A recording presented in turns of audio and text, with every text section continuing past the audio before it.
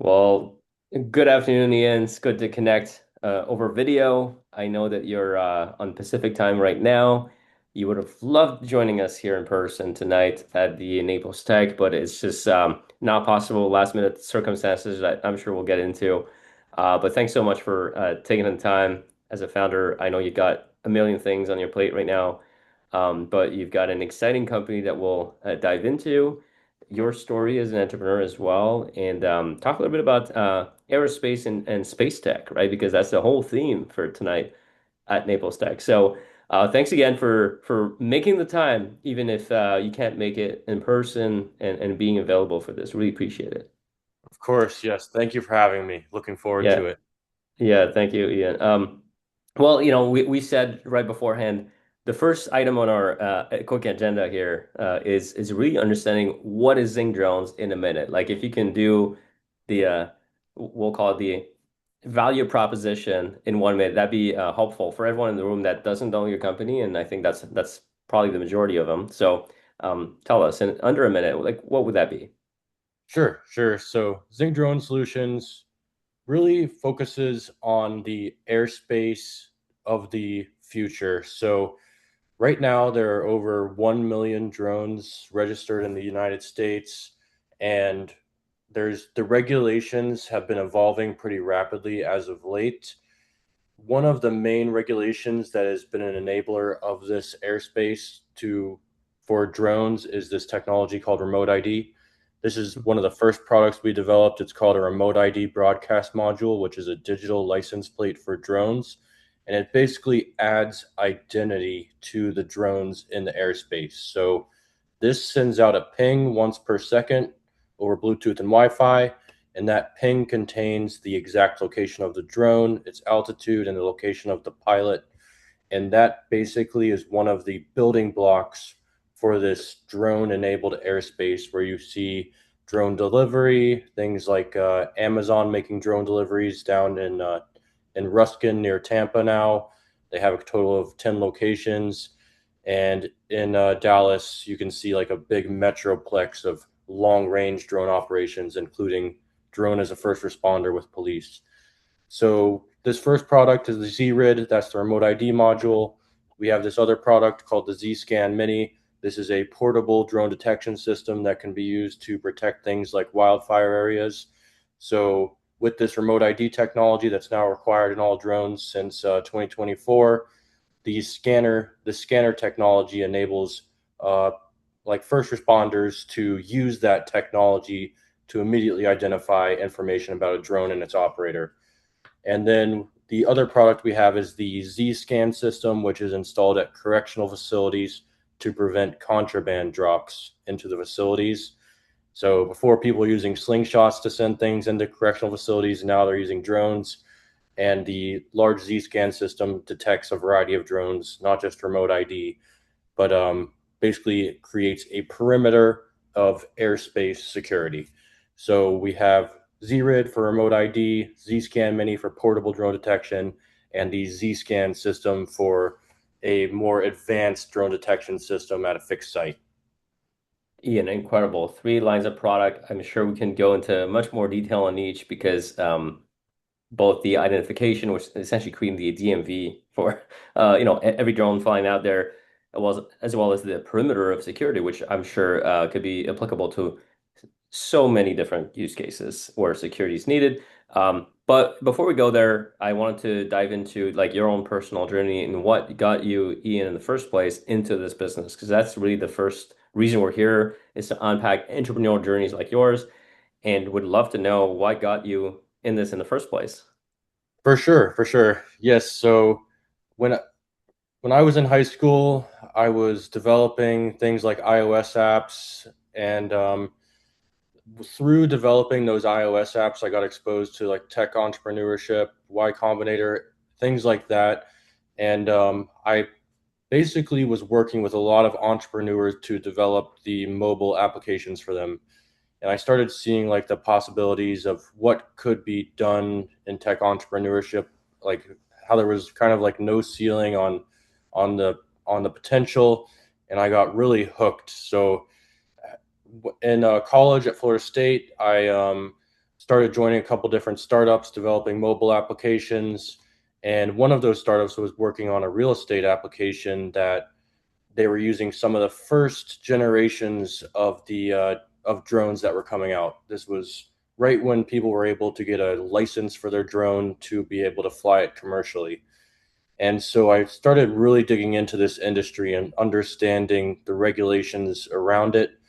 And at that time, there was a misunderstanding in the industry. There was a gap between what people thought the regulations were and what the FAA actually said the regulations were. And in that gap, I saw an opportunity. So people had assumed at the time that things like drone delivery were not allowed um, for certain reasons that were in some of the early iterations of those regulations. But then when actually reading it, I saw that there were specific cases where things you were allowed to do things like drone delivery.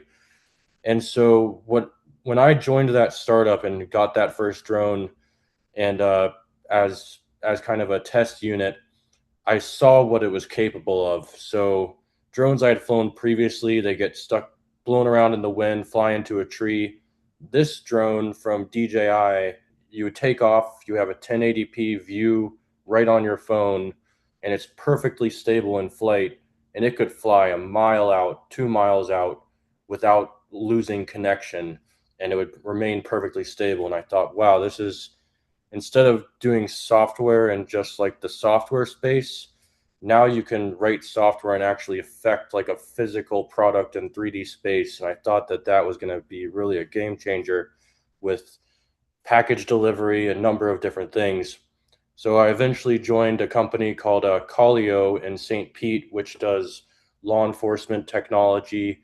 And I developed a mobile application for them that did a drone live stream. So basically, one of the early iterations of the drone as a first responder technology. So law enforcement would be able to fly a drone and stream that feed to the rest of their team so that they could see what was going on at a scene. And so during that time at Collio, they were actually acquired by Motorola Solutions. And I joined Motorola Solutions team on the Cape department, which was doing something very similar with drones.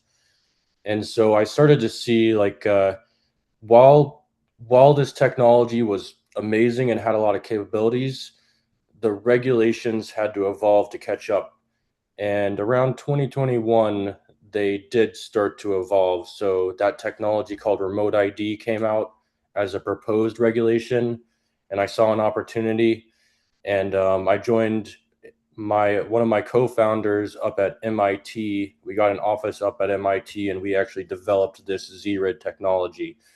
And this took probably a year to 2 years to actually get right and compliant with the FAA regulations. So we got one of the first approvals for this, and we started selling it and ended up selling more than 2,000 units of this in the first year that that regulation came out. And Congrats. What year is this? so this was in 2023 when that regulation was coming out. Awesome. And so, yes, in 2024, that was a really big year for us for this remote ID module. And then, so as we were building up this company, building up Zing, I saw we started to see other opportunities come up. So, for example, we were previously doing drone delivery, things like that, drone delivery operations. And then we started to pivot into this remote ID space. And when we pivoted into the remote ID space, we sold a couple of those delivery drones on Facebook Marketplace. And those delivery drones that we sold on Facebook Marketplace, they were DJI Inspire 2s, they're kind of bigger drones. And 2 weeks after we sold them in Tampa, we got started getting calls from the U.S. Air Force, and we were like, "Why is the U.S. Air Force calling us?" And after they contacted us, probably like 10 times on my phone, and then they reached out on our Probably website. want to answer that call, right? So Yeah. I was a little panicked. I thought maybe somebody had turned on one of our remote IDs near an airport, was my assumption. Hmm. But I answered the call and they said, "Hey, we found a drone registered to Zing crash landed into a prison while it was carrying like 3 pounds of contraband. And so Yikes. I was like, oh, geez, that's not great. So, but out of that, we sent to the Air Force like the Facebook messages, everything like that. And it turned out there was a guy like buying these specific type of drones and outfitting them with delivery kits and selling them for that purpose. And so we kind of saw an opportunity in that we um, decided that we wanted to build the other side of remote ID, which is the detection side. And we joined the Oregon UAS Accelerator out here in Pendleton, where I am right now.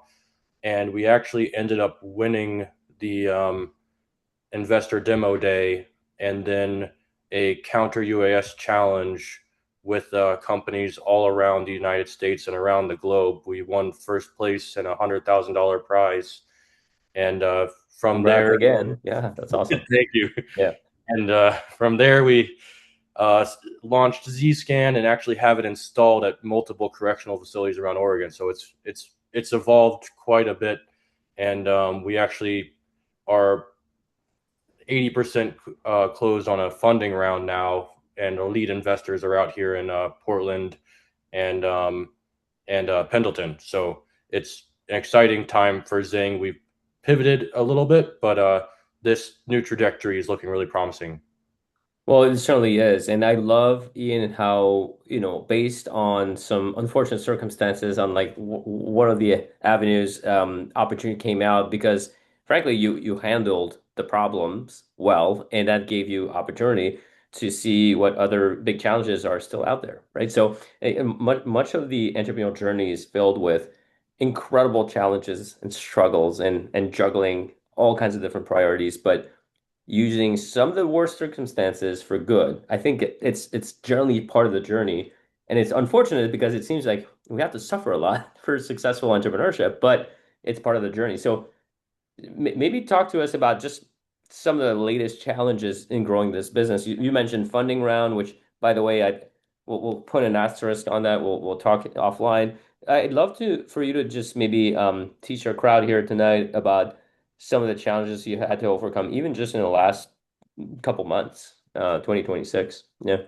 Yeah, certainly, certainly. So, yeah, I would say that some of the biggest challenges recently have been um, positioning the product in the market and marketing it, selling it, getting it out there. I can tell you a specific example. So, yeah, recently we decided to try and expand the product internationally. And so we went to Vietnam for about 2 months and we're out there talking to a partner. We brought some Zscan equipment, some Z-Rids, some Zscan minis out there to do some demonstrations and just expanding it internationally. Right when we arrived in Vietnam, it got held in customs for about 10 days. And then with this partner out there, the company is called G Group. They're a big company that brings foreign technology into Vietnam. There was a real challenge in like educating some of the government officials and things like that on how this technology works, how it could kind of transform Vietnam's airspace. So around the world, the U.S. is really a leader in the drone integration into the airspace. And typically, with aviation regulations, a lot of the other countries follow suit with what the FAA does. So, for example, Singapore Civil Aviation Authority, Europe's EASA, and countries and civil aviation authorities like that typically are the first to follow, and then the rest of the countries usually follow suit with that in Asia and Europe. And so the challenge has really been educating people on how this technology works. The FAA decided to implement this way with remote ID, but for anyone outside of the drone industry, including like police departments, fire departments, people that could use this technology, there's a gap between um, like the need and the understanding of how this technology can be used in their workflows. So that's been what we've been focused on recently. We have some videographers out here right now filming some marketing videos on the use cases of this technology, and we're aiming to put out like a marketing series on how agencies can incorporate this technology into their workflows. Uh, and so that's been one of the big challenges is we have built the product, done the engineering. That had plenty of challenges on its own, but now getting it out, selling it, marketing it is a whole nother beast. So we are that's our focus now is making an impact on that front. Ian, thanks so much for sharing that because I get to work with founders every single day, and I'm also personally invested in a few ventures. And I will say there's this common theme of technical founders, and I know you're a technical founder. If you have a perfect product solving a problem, people just buy it, right? Yeah. It's really not that easy. And I think that you're doing the right thing, documenting some successes. It seems to me, and you were mentioning going overseas. It seems to me like you probably have tens of millions of dollars of business to be done in the US in the next year or two alone. What made you choose to go international right away? As right now in the US, you're probably just barely scratching the surface of what you could serve. Tell me. Yeah, so the main reason that we're really looking at the international markets is because of these evolving regulations. So the regulations are really what presented these opportunities for us. So remote ID is a regulation that is actually popping up all around the world right now. And as this remote ID regulation comes out, all of the existing drones that are on the market have to equip with these modules. So we really want to be the first one in the door in these countries that are implementing this regulation to have our module approved and on the market so that we can be kind of a first mover in each one of those markets. And for the Zscan system, where remote ID is already implemented and all the pilots are already using it in markets like the US, that's where we're really focusing on the detection side and the drones that are basically coming out now have this technology built into them, this remote ID technology. So manufacturers are building it in, and so the remote ID module is kind of our first product. The main market for it is new countries that implement this regulation. And for the detection side, the US market is our primary focus. We've got operations in California and Oregon at airports and correctional facilities, and we've really fine-tuned this and made it work well for these initial airports and correctional facilities. So we want to take that approach that we did through these pilots and get everything that worked and do like a cookie cutter approach with every single state around the United States. So going from Oregon, expanding to Washington, Nevada, more locations in California, and just start really expanding from there. So that's kind of our approach for the identification side and the detection side. Thanks so much, Ian. Yeah, that clarifies the go-to-market and the fact that you got more than one line. I understand that detection is probably where there's the most potential for stateside development. And you mentioned a lot of states on the West Coast. Why specifically on the West Coast? Just based on the relationships and like your distribution, your team. Why there? Yeah, so our whole team kind of shifted over to the West Coast through this Oregon UAS Accelerator program, and we have an office in Orlando in the Neo City building where we're actually installing a Z scan on the roof because there's a jail, a high school, and actually a semiconductor manufacturing lab for the military. And the Z scan is going to monitor the airspace for all of those three right there in Orlando and hopefully expand out into the correctional facility market in Florida through there. But the Oregon UAS Accelerator, through going through that program, we got our lead investor here. And then we also had some relationships down in California. And so it was very natural for those pilot projects to take place with the existing relationships we had in Oregon. And the Pacific Northwest area. We built a lot of connections here that we're able to leverage to also start marketing these products here and expanding from here.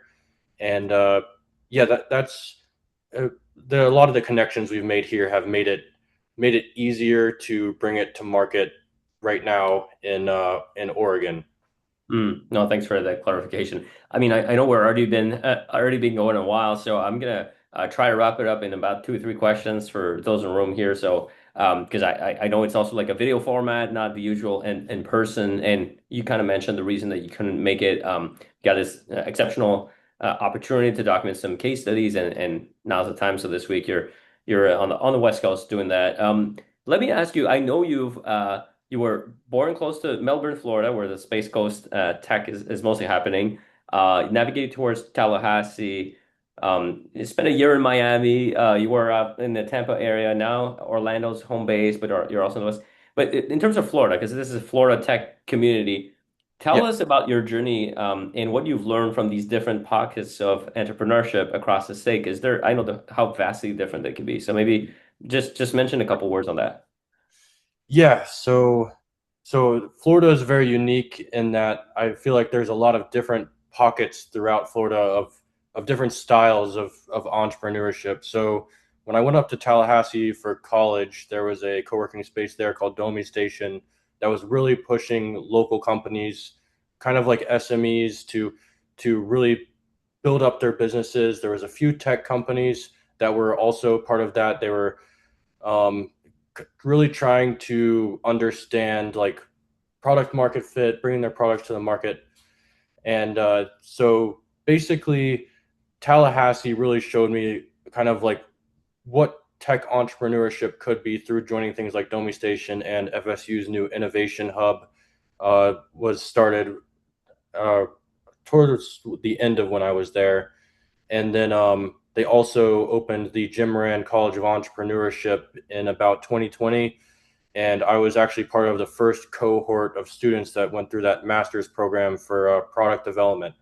And there was a lot of professors there that were part of that, that were actually had grown these textile companies. One that was part of even like Five Guys, and they're giving all different perspectives on business. So it was kind of like seeing like the SMEs, and I guess MIT calls this like the IDEs, like innovation driven enterprises that are really kind of focused on like technology and capital up front to help build that technology.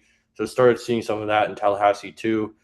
And when I went down to Miami, it was a much faster paced environment, very fast paced. Like at the time, there was a big focus on like Web3, crypto, blockchain, things like that.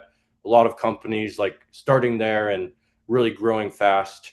And then in Orlando and Tampa Bay area, a lot more like I would call it more of like a corporate style tech where there was a lot of companies that were very well established, and things like Embark Collective were also ramping up some of the new incumbents and or the new technology that was coming to the area. But I was seeing the Florida tech ecosystem really grow. A lot of these hubs were popping up, like Embark Collective, like places in Miami, like the Lab Miami, and in Orlando, there's the Neo City building now. So a lot of these places around Florida, I saw really ramping up, and a lot of companies starting to have some big success. So that's what that's what I was starting to really see in Florida. No, thank you. It's helpful, and most of the names you mentioned, I'm actually quite close, except for Orlando. The Orlando tech market, I know it's expanding. Orlando's growing significantly. I'm not very connected to the Orlando tech world, so we'll probably share notes on that afterwards. It's already time, Ian, and we're at the end of the hour here. So what I would love for you is to finish on parting thoughts on what would you recommend for an entrepreneur currently looking at space tech, aerospace opportunities. What would you recommend to someone with those interests and wanting to capture like a market segment and opportunities in that industry? You've done it. It's extremely difficult. There's a lot of legislation, but Would love to have Yeah. your perspective for those entrepreneurs looking at that space and considering investing in it and really growing. So I think the real key in like space and aerospace and adjacent industries is you have to be very in tune with the regulator and with the upcoming regulations, because that's where I found is the most opportunity comes from is you see something you see something brewing, you see a regulation that's upcoming that has a high likelihood of being implemented, and something it's a new technology, something that hasn't existed before, and that's where you can start saying, all right, that's an opportunity I want to go after, and you have to start building in advance of that actually going into effect in order to really capture pieces of the market in these type of industries. You have to be you have to be, I would say, like an expert, or become an expert on the regulations, on the whole operating picture, in order to see the opportunities that are on the horizon. Because a lot of the regulations that already exist, a lot of the existing operating framework, there's a lot of players. But if you can see something that's coming in the future and you can capitalize on that, that's where you can really make an impact and really um, drive some revenue for the company by having a product ready for when something new goes into effect, is has at least been my experience. And so that's why I always try and keep a pulse on everything the FAA is doing related to my industry, which is uncrewed aircraft systems, and anything that's coming out internationally that might affect what's happening here in the United States. Also, keeping a close eye on that. So that's really what I would say for entrepreneurs in this space, is keep a very close tab on what the regulator in your industry is doing. This is helpful, Ian. I really appreciate you sharing those pieces of information. We're already at time, so what it means is we actually will be attempting to now get you in live for some Q&A with the group here in person. But if in case that doesn't work, I wanted to thank you again for being game to be doing this, even though it's been a really crazy schedule on your end. I'd have so many other questions that I'd want to dive into, but I'm going to give an opportunity for the crowd here with us tonight to ask you some of those questions. And thanks again, Ian. And looking forward to seeing you either in Melbourne, Orlando, or if you're driving to Southwest Florida, let me know, or Tampa. And we'll definitely make sure we get an espresso together on the next visit. Yeah. Thank Thanks you again. so much. Yeah. Yeah, sounds great. I really appreciate it. Thanks.